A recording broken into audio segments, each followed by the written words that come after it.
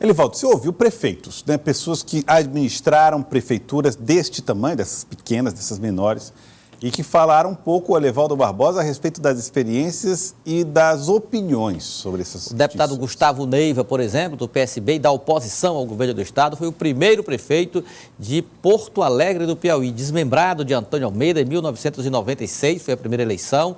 É um município que está aí na lista de possíveis, se for aprovada essa medida, de ser extinto. E também com o deputado líder do governo na Assembleia, Francisco Lima, que foi prefeito de São João do Arraial, um município também com uma população bem reduzida e que poderia também estar na lista das extinções. Os dois são frontalmente contrários a essa tese.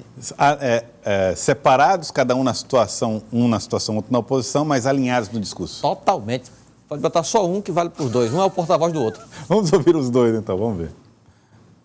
Sou contrário a essa extinção de municípios, sou favorável sim às regras, uma disciplina maior na criação dos municípios, mas o que já foi feito eu acho que foi benéfico a esses municípios. Não só Porto Alegre, mas todas as cidades que foram emancipadas, mesmo sendo pequena, não tenho dúvida que a qualidade de vida dos seus habitantes hoje é bem melhor do que era outrora.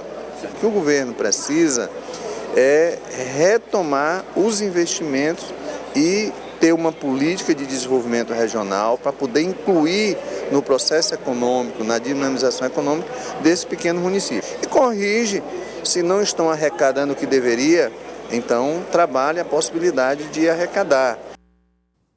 O problema é esse trabalho, a possibilidade de arrecadar. É trabalho demais, né, Leandro? Exatamente. Então, vê aí uma reformulação no Pacto Federativo de fortalecer essas unidades da federação, agora que causará um trauma danado, isso não tem a menor dúvida. Vamos então a Brasília, porque lá está sendo feita a discussão, o debate. Eu vou falar com o Délio Rocha, na capital federal. Délio Rocha, está aí o Délio.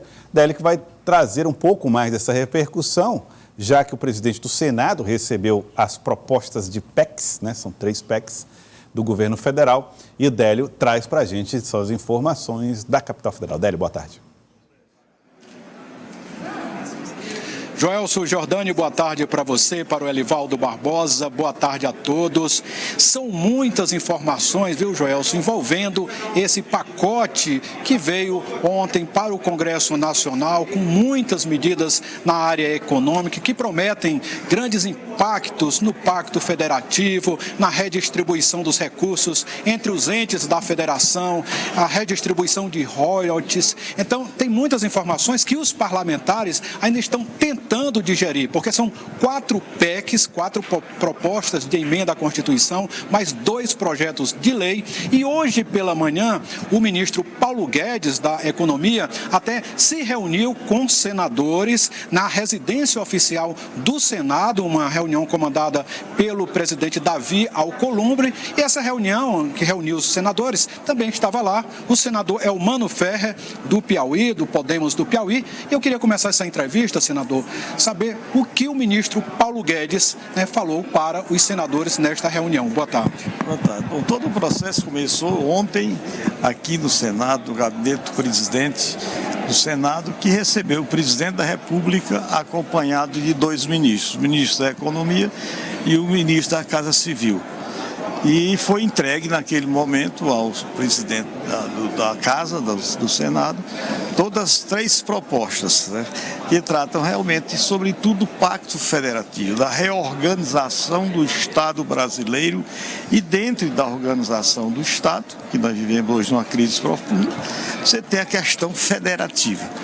O foco da reforma é descentralizar aquilo que o presidente chamou menos Brasília e mais Brasil. Menos recursos aqui para serem distribuídos e recursos dentro dessa reforma que os estados e os municípios passariam a contar. Ou seja, em 15 anos, a mais do que recebem hoje, receberiam no mínimo 450 bilhões ao longo de 15 anos. Senador, o presidente da República não tem uma base consolidada aqui no Congresso. O partido dele, o PSL, está dividido, mas o que eu percebo, eu queria saber a sua opinião em relação a isso, é que existe, né, ventos favoráveis pela aprovação da agenda econômica, das matérias da área econômica. No caso desses projetos, você acredita que devem passar pelo Congresso Nacional com mudanças? Qual a sua opinião em relação a isso? Olha, há uma consciência dos parlamentares na Câmara e no Senado de que há necessidade de se fazer as reformas. Tanto é que na aprovação da reforma da Previdência houve, no final, um consenso. Claro que aqui no Senado, o partido do presidente da República, dentro de um universo de 81 senadores, o partido do presidente, do PSL, só tem 4 senadores. A representatividade maior é na Câmara dos Deputados. Eu creio que aí nós estamos nos colocando todos acima das questões de partido político. Nós estamos vendo nesse momento a necessidade do Brasil, a exigência de todos os brasileiros para ter uma melhor saúde, melhor educação, enfim, a necessidade de se investir na infraestrutura. E agora o governo só conta do universo de mais de 1 trilhão e 400 bilhões, com 19 bilhões para investimento. Não é possível o Estado continuar nesse estado, situação falimentar que se encontra hoje. Senador, alguns pontos desse pacote, né, são considerados mais polêmicos, outros são tidos como matérias mais fáceis de serem aprovadas. Como o senhor vê, o que o senhor considera mais delicado de ser aprovado, o mais polêmico para ser aprovado aqui nas casas? Olha, são três grandes eixos, 3 grandes PECs. Uma que trata da questão federativa, que aí entra a coisa que surpreendeu o Brasil. Não é? Essa questão dos municípios, né? Dentro da reforma que é a mais polêmica, que todos nos telefones e nós senadores, pelo menos o partido se reuniu agora, nos reunimos, pudemos semanalmente em um almoço. Você vê o estado do Rio Grande do Sul, que tem 490 municípios, em torno de 260 por esses critérios de população e de receita própria, que é 10% da receita total, teria que ter.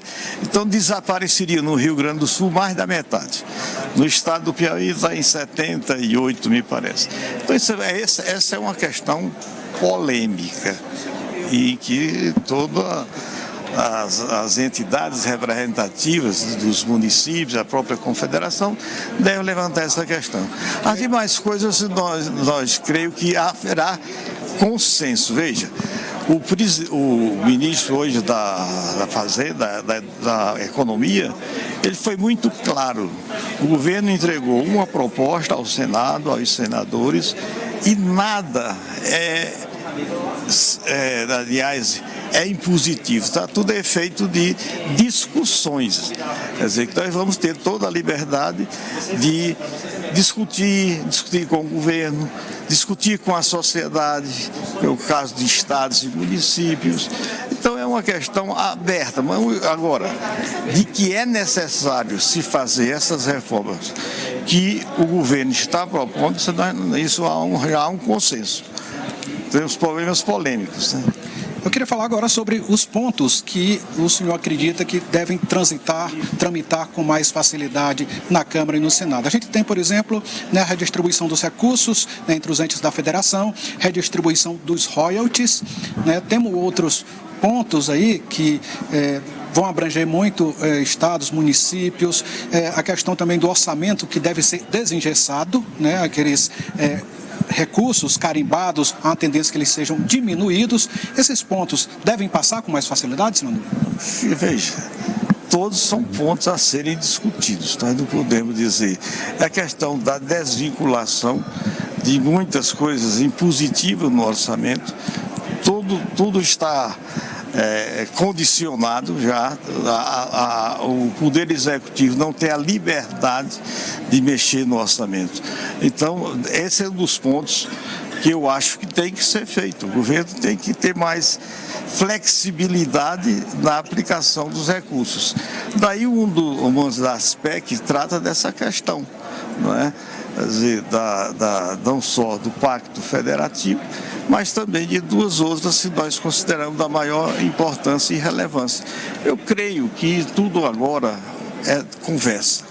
São as lideranças dos partidos, ouvir as partes contrárias que estão envolvidas no processo. Eu creio que, primeiro, é fundamental a reforma. O Estado que está aí é o Estado quebrado, tanto no âmbito da União, dos Estados federados e dos municípios. Então é exatamente isso que o governo vai estar se propondo e vai fazer. Eu creio que há um ambiente favorável, um ambiente político, um ambiente, digamos, suprapartidário para discutir essas questões. A Câmara vai começar a reforma administrativa. E nós outros lá no Senado vamos discutir aqui no Senado, a questão que trata de estados e municípios, que é em síntese é o Pacto Federativo, que vai representar em mais recursos para os estados e os municípios. Essa questão de estar aqui os governadores toda semana, prefeitos, eles vão ter mais recursos. O objetivo da reforma é descentralizar os recursos, colocar os recursos lá na ponta dos municípios. Senador Mano Ferrer, muito obrigado aqui pela sua participação no Jornal do Piauí. E Joelso Jordânio, olha, muitas questões importantes estão sendo discutidas hoje. A gente tem o andamento do mega leilão do pré-sal, que deve render aí mais de 100 bilhões de reais, que serão divididos entre os entes da Federação e a Petrobras. E hoje, viu, Joelso, aqui no Senado, na Comissão de Constituição e Justiça da Casa, foi aprovada a chamada PEC paralela, aquela que inclui os servidores estaduais e municipais na reforma da Previdência. Joelson. Muito obrigado. Délio Rocha trazendo as informações aqui para nós, direto de Brasília, desse assunto que vai ganhar muito espaço de debate aí. Aliás, tem muita coisa que está... Evidentemente, tem muita gente dizendo, e é verdade, não dá para dizer que não é não. Essa história, por exemplo, dos municípios, da possibilidade de discussão, pode entrar como uma espécie de... farol ali, com o brilhareco, para depois um bode expiatório para ser retirado do projeto e entrar com o bode na sala, pode ser uma moeda de troca. Bode na sala, como foi usado aí por um especialista, inclusive o Fernando Rocha está escrevendo sobre o assunto aí no uma espécie assim de, olha, isso aqui podemos negociar, mas a essência lá é aquela matéria lá, aquela PEC que trata exatamente da situação de emergência fiscal.